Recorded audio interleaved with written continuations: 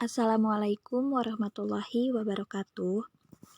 Saya Juliani Agesti, NIM 119270017 dari Program Studi Kimia Institut Teknologi Sumatera. Di sini, saya akan membahas soal-soal dalam mengikuti seleksi Micro Teaching Asisten Tutorial Kimia Dasar tahun ajaran 2021-2022. Berikut penyelesaian soal-soal kimia. Soal nomor 1 berkaitan tentang stoikiometri. Untuk mengangkat sidik jari dari TKP, larutan perak nitrat disemprotkan pada permukaan untuk bereaksi dengan natrium klorida yang ditinggalkan oleh keringat. Berapa molaritas larutan perak nitrat jika 45 ml larutan tersebut bereaksi dengan natrium klorida berlebih untuk menghasilkan 0,148 gram endapan perak klorida? Untuk menjawab soal tersebut, kita harus menulis informasi yang diketahui dari soal terlebih dahulu.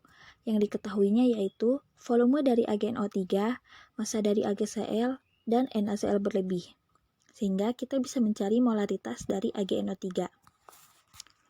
Langkah pertama, kita harus mengetahui reaksi yang terjadi, yaitu larutan perak nitrat dicampur dengan natrium klorida akan menghasilkan endapan perak klorida yang berwarna putih dan larutan NaNO3. Setelah itu, kita lihat apakah reaksinya sudah setimbang. Jika sudah, kita dapat lanjutkan ke tahap selanjutnya. Karena yang diketahui dari soal adalah massa endapan dari perak klorida, maka kita bisa mencari mol dari AgCl. Untuk mencari mol dari AgCl, kita bisa membagi massa dari AgCl dengan Mr AgCl. Untuk mencari Mr-nya, jumlahkan saja nilai Ar dari Ag dan Cl. Setelah itu, masukkan nilainya dan diperoleh mol dari AgCl sebanyak 0,001 mol.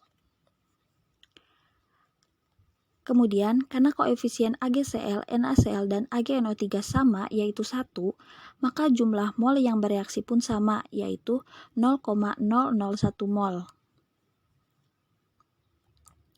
Kemudian, untuk jumlah mol mula-mula dari NaCl, kita bisa misalkan dengan X, sehingga jumlah mol sisa dari NaCl adalah X min 0,001 mol, sesuai dengan informasi dari soal bahwa NaCl berlebih atau memiliki sisa. Karena NaCl berlebih, maka AgNO3 menjadi reaksi pembatas atau habis, sehingga mol mula-mula dari AgNO3 sama dengan mol reaksi AgNO3, yaitu 0,001 mol. Dari jumlah mol dari AgNO3 tersebut, kita dapat mencari molaritas dari AgNO3 menggunakan rumus molaritas, yaitu mol per volume. Untuk volumenya kita ubah dulu ke bentuk liter. Setelah itu masukkan jumlah mol dan volumenya sehingga diperoleh molaritas dari AgNO3 sebanyak 0,02 molar.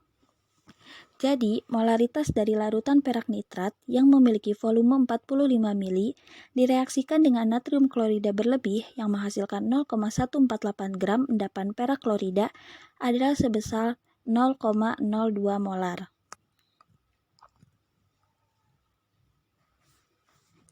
Soal selanjutnya mengenai struktur atom.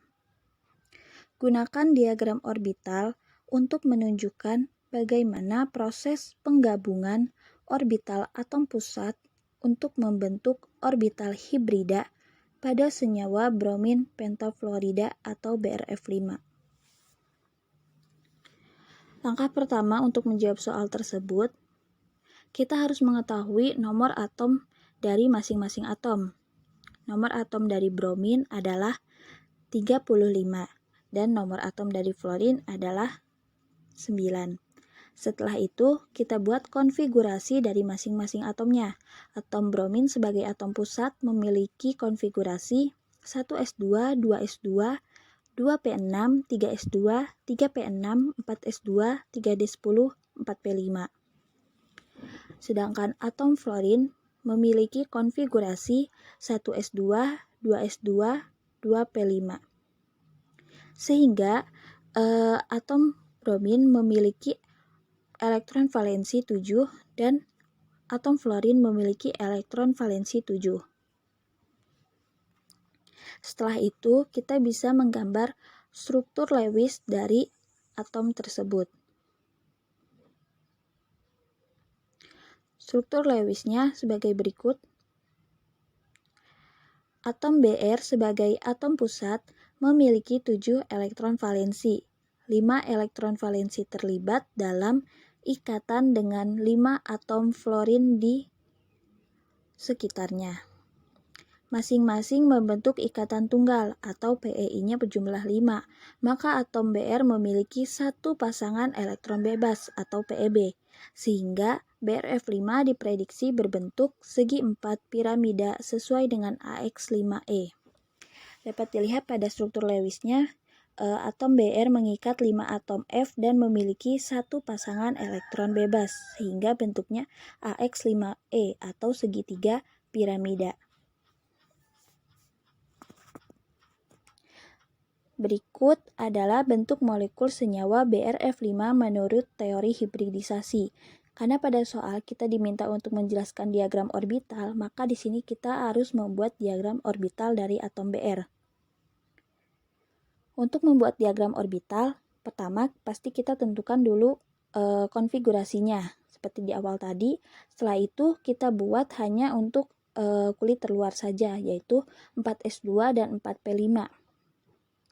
Di situ diagram orbital dari 4s dan 4p diisi dengan masing-masing elektron, 4s2 dan 4p 5 elektron. Setelah itu kita buat diagram orbital dari 4d.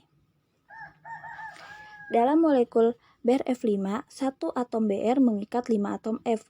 Pengikatan ini dapat berlangsung dengan mengeksitasi 2 elektron dari orbital 4p ke orbital 4d.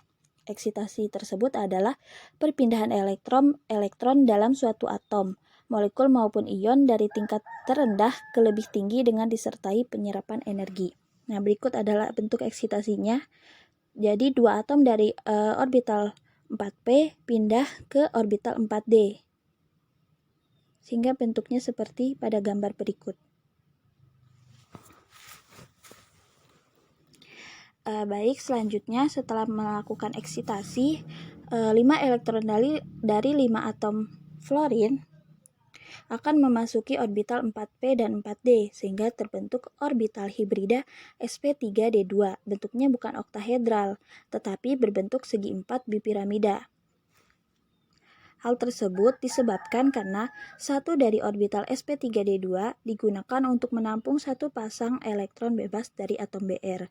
Nah, kemudian dilihat pada gambar bahwa 5 elektron dari atom fluorin masuk ke dalam 4 orbital 4p dan 4d, sehingga berbentuk sp3d2. Jadi molekul BrF5 diprediksi berbentuk segi 4 bipiramida. Sekian, terima kasih. Semoga dapat membantu. Wassalamualaikum warahmatullahi wabarakatuh.